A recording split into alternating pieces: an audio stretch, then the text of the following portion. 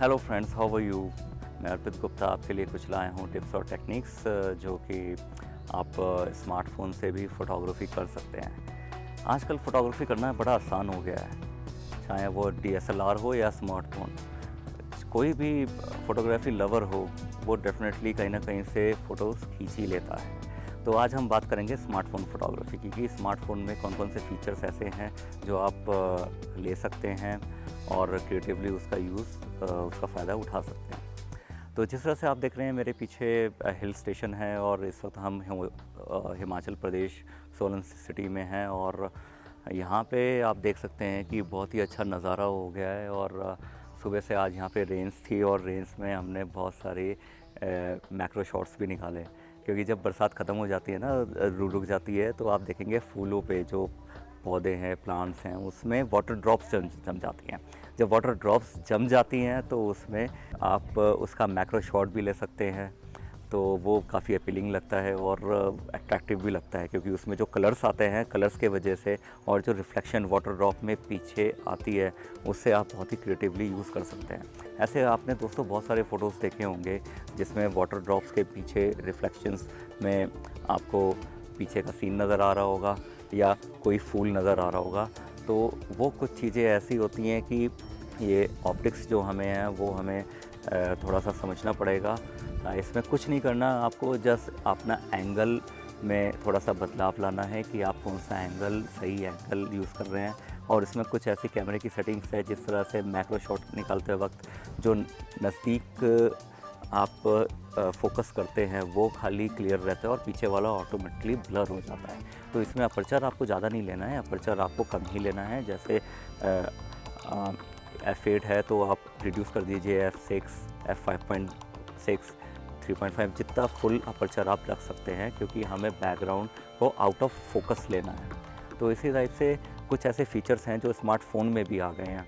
अब जिस तरह से जो लैंडस्केप फ़ोटोग्राफी करते हैं उसमें आपको पता है कि किस तरह से वाइड एंगल लेंस का बहुत ज़्यादा यूज़ होता है।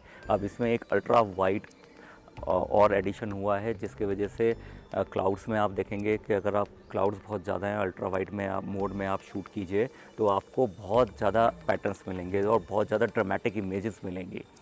तो इसी टाइप से कुछ ऐसे पैनोरामिक शॉट्स हैं जो आप निकाल सकते हैं वाइड एंगल शॉट में भी, और डेफिनेटली वो आपको बहुत ही अट्रैक्टिव लगेंगे।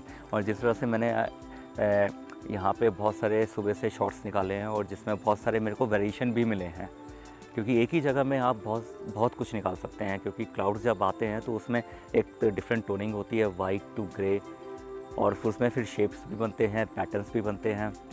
और जब भी आप ऐसे ग्रीनरी एरिया को शूट करते हैं तो यहाँ पे ग्रीनरी देख रहे हैं कि डिफरेंट टोन्स हैं ग्रीन्स के, कहीं पे डार्क है, कहीं पे लाइट है, तो उससे भी इमेजेस में कंट्रास्ट आता है और सेम टोनिंग में कंट्रास्ट भी आ जाता है और इमेजेस बड़ी स्ट्रॉन्ग भी लगती हैं। और कुछ इस टाइप की इमेजेस का जो यूज़ है वो अपना कुछ लोग अपने पोर्टफोलियो बिल्टअप के लिए करते हैं और कुछ कॉम्पिटिशन्स में भी यूज़ करते हैं और कुछ एग्जीबिशन में भी यूज़ करते हैं। अगर आप भी फ़ोटोग्राफी के शौकीन हैं, एग्जीबिशन लगाना चाहते हैं और कॉन्टेस्ट में भी पार्टिसिपेट करना चाहते हैं, तो कॉन्टेस्ट में पार्टिसिपेट करने के लिए डेफिनेटली इस टाइप की एंट्रीज़ को बहुत रिवार्ड मिलते हैं। तो अगर आपका प्रॉपर एक्सपोजर है और उस डायनेमिक रेंज के अंदर फॉल इमेजेस होती हैं तो डेफिनेटली आपको आप प्राइज़ भी जीत सकते हैं।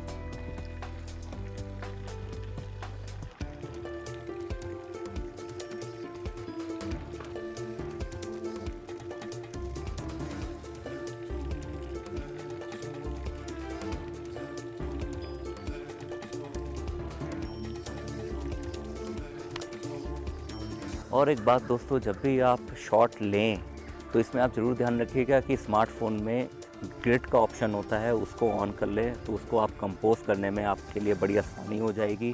जिस तरह से आप रूल ऑफ थर्ड का भी इसमें यूज़ कर सकते हैं कि जिस तरह से आप देख रहे हैं कि मेरे पीछे यहाँ पे एक हाउस नज़र आ रहा है और हाउस का कंट्रास्ट देखिए, जो ऊपर की जो सीलिंग है, छत है, हट टाइप का, तो उसमें वो रेड कलर है, तो उसका आप रेड कलर जो है उसका आप बहुत ही क्रिएटिवली यूज़ कर रहे हैं। ये कुछ इमेजेस जो मैं आपके साथ शेयर कर रहा हूँ, इसमें आप देखिए कि जिस तरह से मैंने हॉरिजेंटल और वर्टिकल फ्रेम लिया है, और हॉरिजेंटल और वर्टिकल फ्रेम में जो मैंने रूल ऑफ थर्ड यूज़ किया हुआ है, तो जो ग्रिड हम लोगों ने यूज़ किया है उसके अलाइन करके ही हमने कंपोजिशन बनाई है।